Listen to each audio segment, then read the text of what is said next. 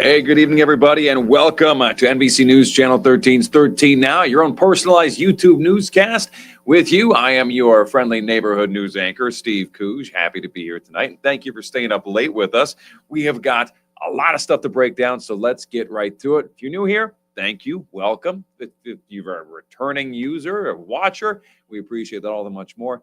Here's how it works. We're going to break down the top news stories of the day and give you a little something happy to end your night on. First off, one of the stories that we are chasing today, there was a roof collapse at an Albany apartment building over the summer.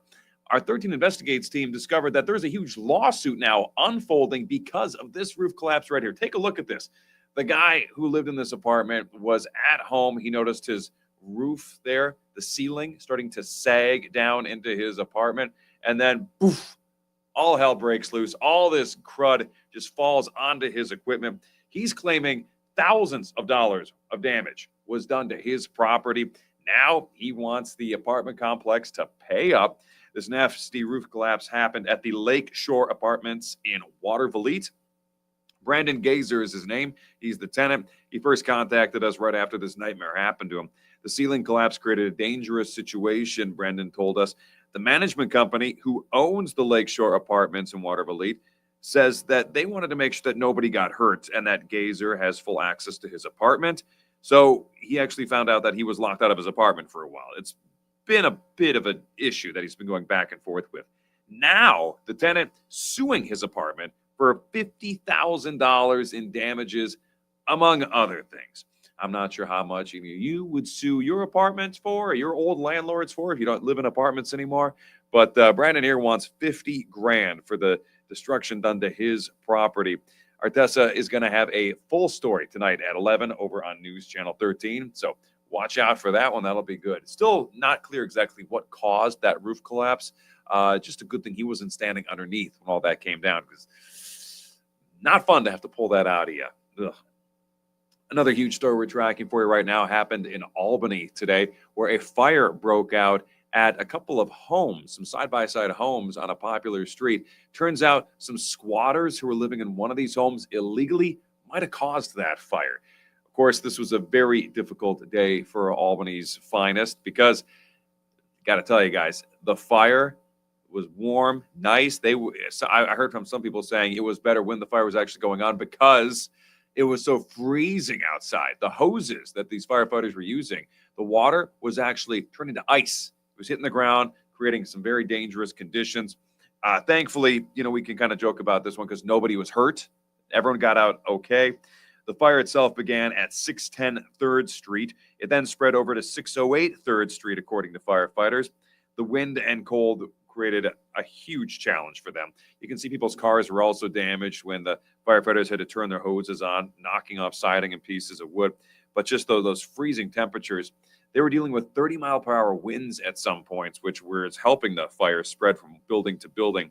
Ice also a serious concern because all that water was spraying was having slippery conditions. So they had to throw some chemicals and salt mixtures on the ground so the firefighters wouldn't slip and hurt themselves. You can see those icicles forming on their ladder trucks. It was literally that cold outside today in Albany with the wind chill. We've just learned that one of the buildings, 610 3rd Street, is officially vacated. That is where, 610 3rd Street, that is where authorities tell us squatters may have been living inside of. 10 people also live in another building nearby, 608 3rd Street. That home had heavy smoke and water damage. It's now condemned. So 10 people now trying to figure out where they're going to live tonight. No injuries again reported at this time. The Red Cross is at the scene assisting people who need to find homes. Neighbors again told our reporter Dan Levy out there that this is the third fire actually that's broken out in this same neighborhood in a matter of weeks, and they're blaming squatters for it, living there illegally. So we'll see where this story goes from now on. As I said at the beginning, we like to end with something a bit positive for everybody. You hear enough negativity in the world these days. It's good to end on something that might make you happy or scratch your head. This one's kind of a good thing or maybe a mysterious thing. Here's what I'm talking about. This family right here, they wanted to do a good thing and give a Christmas gift to two little girls who just happened to be the children of one of their groundskeepers. The woman here says that she wanted to give the landscaping crew who works on her house a good Christmas. One of the landscaping crew members told them that he leaves his wife and two daughters behind in Guatemala so he can come here legally, work and earn money, and then send money back to them. So what did she do, this woman? She bought them a puzzle, a couple of gifts, nothing too much, and mailed it to them a month before Christmas so it could get from here in New York down to Guatemala in Central America. Well, here's what the issue happened. In the process of this package being shipped, it was sent from here in New York, went over to New Jersey, and then ended up on the wrong continent. You see this right here? The package wasn't sent to Guatemala. It was sent to Asia. When the USPS noticed the error, they sent it back to New York for some reason. That's then it took 9 days here in New York, 9 days to get through customs. Then, when they mailed it back out, the United States Postal Service, again, for some reason, couldn't send it to Central America, couldn't get it out to Guatemala.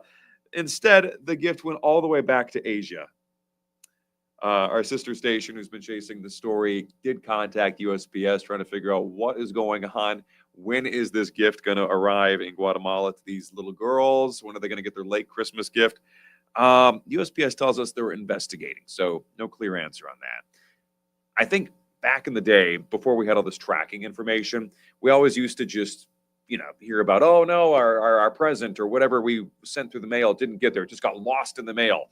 Well, now, as we see here through the miracle of technology, we're getting a better idea. When a package gets lost, sometimes it can get really lost. Again, this thing was sent from New York, supposed to go down to Guatemala, and it ended up in Asia, back to New York, to New Jersey, back to Asia again, and they still don't know when it is going to arrive where it needs to be. The gifts in total may have ranged about $20.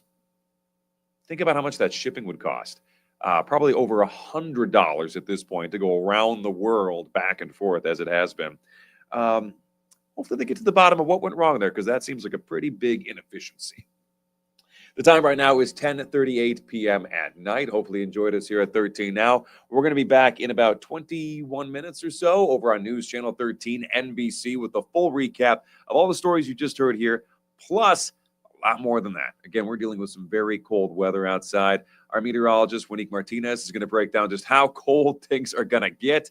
Here's a hint for you. If you're going outside tomorrow, dress extra warm, because it is going to be just as frigid as it was today. But how cold will it get? You'll find out in about 20 minutes or so over on News Channel 13. But hey, if you had enough news for the day, you want to go to bed, get a jump start on your next day tomorrow, get some nice shut-eye, some rest, I don't blame you. I'd be right there with you if it wasn't working. In the meantime, thank you all so much. Make it a great night. I appreciate you.